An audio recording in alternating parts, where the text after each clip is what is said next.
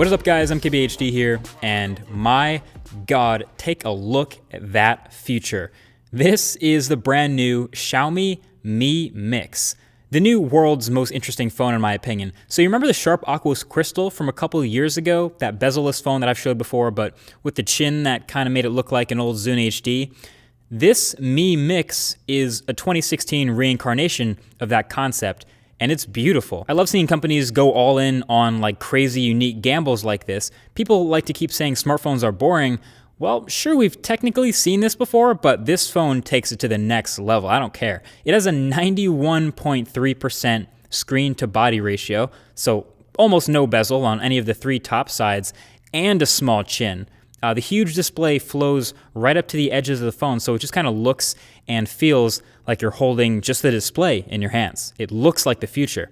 And this time, it's a 6.4-inch display, so you're fitting an absolutely huge screen into the footprint just a little bit larger than some phones today that have a 5.5-inch display. It's obviously still going to be a huge phone for pretty much everyone, obviously. I couldn't reach all the edges with one hand, and I usually can with any phone.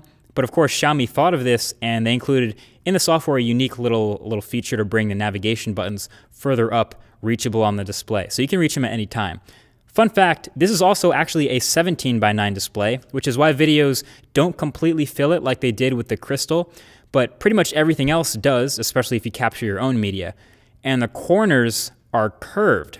I don't know how much resolution from the official number you're going to be losing from this, but that curve, that is pretty. All four corners of the display are curved. And like I said, the chin isn't even that big this time. This feels much more 2016. You still have all your display drivers and your hardware and the front-facing camera and everything down there, but it's now all in a chin that's still smaller than the one in the Pixel, which isn't even bezel-less, obviously.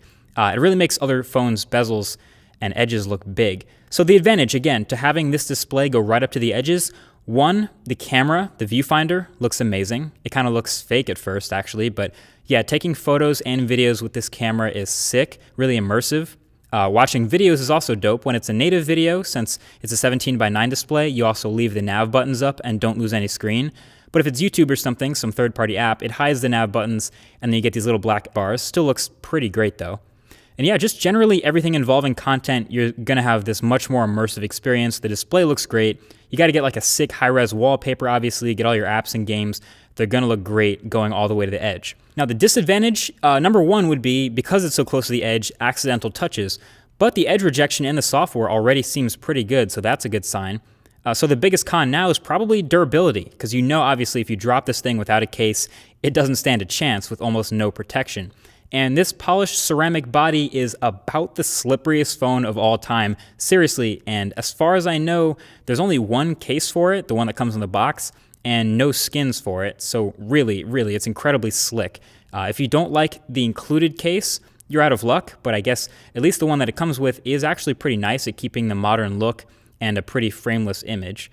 Now, this is already miles past the sharp aqueous crystal as far as usability. You can see it's running Android with MyUI on top of it. We already saw the usability feature for having the big screen, and that's because this phone is actually going to be sold. It has a price, roughly $500, and a date that it's going to go on sale, November 4th. So this thing is real. The phone you're looking at, the one I'm holding right now, has a Snapdragon 821 chip, 6 gigabytes of RAM, 256 gigs of storage, a 24-bit high-quality DAC, dual SIM card trays, a 4,400 milliamp hour battery, and a 16-megapixel camera. It's ready to hit the streets. I mean, these are top-notch specs. So the proximity sensor that's usually on the top of the phone has been replaced by an ultrasound sensor for the same purpose, and the earpiece for hearing your phone calls that's also usually at the top is now a piezoelectric speaker that vibrates the metal frame of the phone to generate sound. This is a smartphone concept/dream come to life, and I am more than happy to share this kind of stuff with the world. Again, an easy route for a company you've never heard of is to just build something that's really close to what's already familiar with people. That's a big reason why you'll see so many iPhone clones. But this crazy gamble of a phone that they actually made, that's actually meant to be sold, I love it. It's like if you said smartphone design was getting boring, this one's for you. Welcome to 2016. It's not even available in the US right off the bat, but I hope it does well enough over in China that they do bring it over here. I'm glad it exists. What do you think? Would you rock this? Just throw a Pixel launcher on and call it a daily driver? Let me know. Feel free to sound off in the comment section below. that's been it. Thank you for watching, and I'll talk to you guys in the next one. Peace.